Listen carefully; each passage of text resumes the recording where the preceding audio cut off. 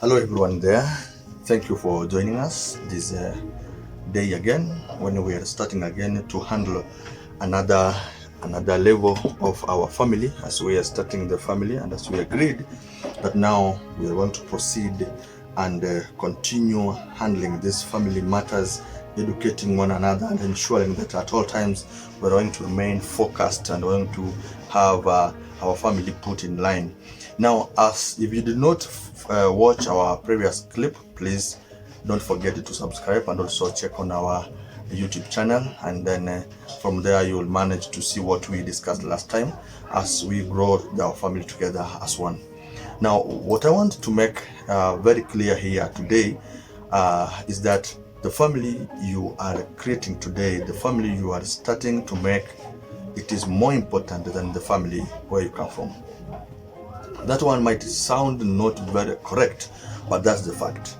I want to explain this statement that the family you have started now is more important than the family where you come from. Because today we are focusing on third party to the family. The third party people to the family, that's what we're looking at today. And so the statement that I made is going to be justified in this. How am I going to do this? I want to start from this point. If you look at your father or your mother and his brothers and sisters, you will realize that your father has his own family and your mother has her own family, apart from his brothers and sisters who also they have their own families.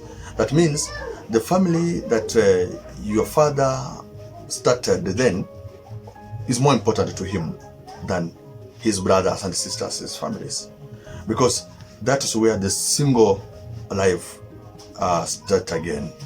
So what we are trying to explain here in a detailed manner is that the family that you have is more important. So third party people to the family will include, number one, your parents. Holding other factors constant, we call this ceteris paribus.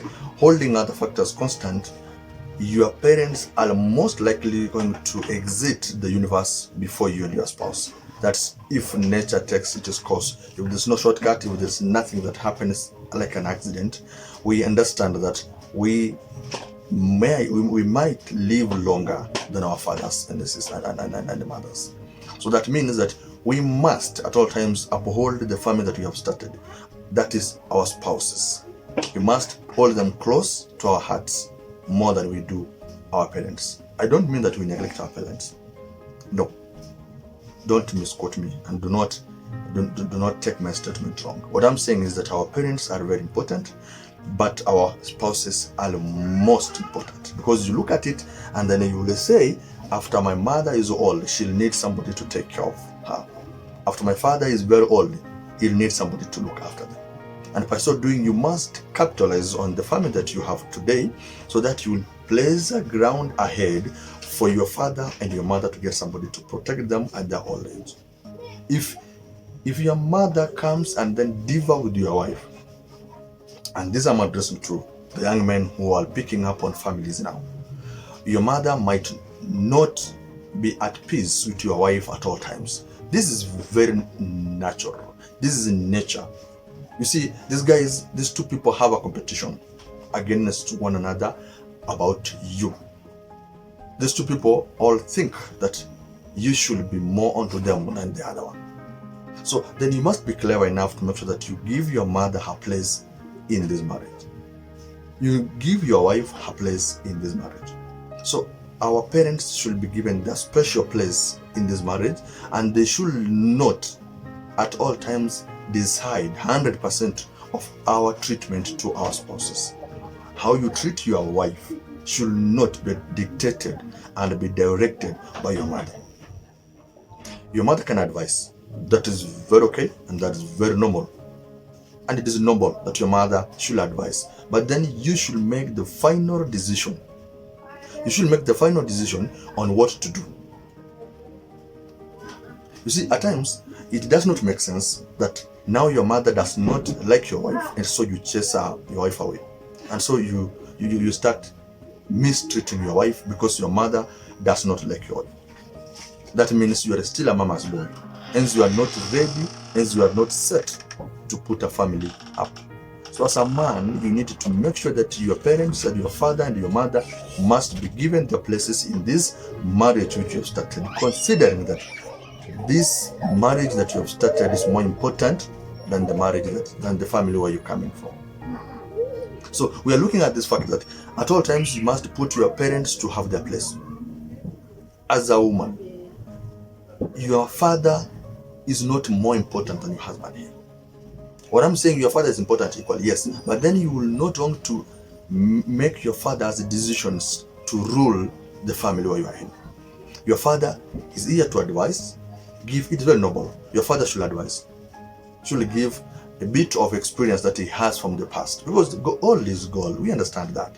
But then he's not going to come to overrule things in this family. He needs to advise, and then you and your husband will make the best out of the advice that your father has given, and then you will make a way forward. The same thing with your mother. Your mother is going to come in and advise, but not to make decisions in this marriage, in this new family which you have started, which I'm going to repeat this 101 times, that it is more important than where you come from.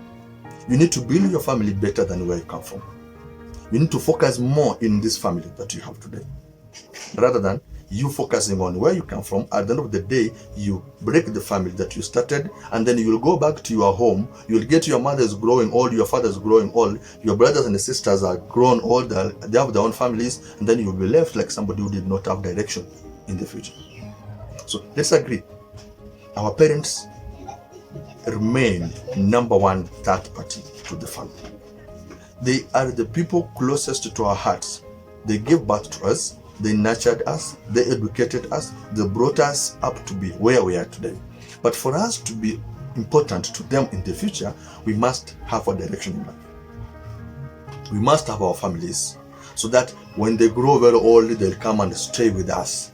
Or we will send our kids to stay with them. They will have somebody to send, somebody to assist them. We might get them maids, that's okay. But then the thing is, they will have our parents, our kids who are their grandchildren, to be with them at their old age. And that means we must build our marriage. We must build our small families, which we have just started. So never should we neglect our spouses, and make sure that we give them the best that we can. Our parents are very key. Even the Bible is very clear that we should respect our parents, so that we live a good life, so that we are blessed. It's the first commandment with the promise. All this we hear, and it is true, it's a fact. But also it tells them, never and do not provoke your children. So if they are telling you to disturb your spouse, if they are telling you things against your spouse which you have not substantiated and seen that it is true, they are making a sin, please do not take the advice wholesome. Use your brain and hold your parents as third party to this family that you have started. If you are to prosper as a man, you must realize that your mother will always compete with your wife about your time. Who cooks your supper? Your wife or your mother? I see this in the villages. Sometimes I really sit down and ask myself, does these people really know what they are doing in this marriage? If a young man takes supper from his mother's house 3 days a week, 4 times a week, only takes supper in his house, his wife's home, his own home, once or twice a month. If he doesn't eat in his mother's house, he's eating in a hotel. And you tell me this man is really there for a family? No. That's a mama's boy. In fact, he wasn't ready for this marriage. So you must enjoy eating your wife's meal. If you don't enjoy, you are a mother's boy. So mama's boys should go back and live with their mothers. Why do you have to bring somebody into your home and do not enjoy their meal? They might not cook perfect as you want. And we said in the previous discussion that you need to uphold, you need to strengthen the weaknesses they have. Teach them how to cook. Cook with them. Let them understand what you love. So you're telling us you don't cook better like my mom, so you eat in your mother's house. My friend, how do you mix your issues? How can you be with your mother discussing what in the middle of the night? So I'm saying this, you need to know that your parents are third party to the marriage. So I'm repeating this 101 times because it is the fact, and it's something that sometimes we tend to not to really take serious. As a woman, how do you go to your parents' home without your husband being aware? You sneak out today, you are there. 2-3 days, you are there. I'm not saying it's bad to visit them, but let us have a way of doing things. Let us give more time to this family you have started. You cannot be visiting your parents, your sisters every day, every week, every month. You are there twice a month. You're going there to do what? You need to concentrate in this family you started. And I want to say this, the family you started now is more important than the family where you come from. Otherwise, if you think this is not important than where you come from, then go back and stay with your parents. So that means that you need to uphold this family you started to make it a success, rather than you having more of your eyes into the family where you came from. So hold this family with serious effort so that it will become a success. Finally, at the end of the day, you will enjoy. You will have fun with your kids. Your parents will now respect you when you will have kept your family. Your brothers and sisters is the next third party that we are to discuss. Your siblings is the third party that we are discussing in our next sitting. As I said, we cannot finish discussing the whole thing in one sitting. We will be going bit by bit, and we will be growing ourselves, and we will ensure that at the end of the day, we have managed to grow together. So take every note that I'm here for you. I want to hear the challenges you face in your marriage.